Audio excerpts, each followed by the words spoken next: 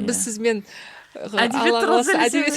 әдебиет, өнер туралы сөйлескіміз келіп тұр енді. Ана кітап па деп айтады да, мысалы 17-тегі қыз 70-тегі шалға тиетін кітап па деп ұлпан сөйтіп суреттей салады. Бұл бір жағы қазақ әдебиетіне де жарнаманы дұрыс жасалмайтындығы сияқты деп ойлаймын. Басында кәдімгідей фейерверк жарылып жатады да, таптым дейді. Маған бір оқырман қоймайтын, ол екеуі жатты ма сонда? Айтам, неге ойлайсың ол туралы? Ол кәдімгі орта статистикалық қазақ әйелі. Айтам, әкеңнің абыройы сонда қызын қорғау емес пе бірінші кезекте? Өзім айтам, жалғасында не күтесіңдер десе, енді екеуі үйленбеймін.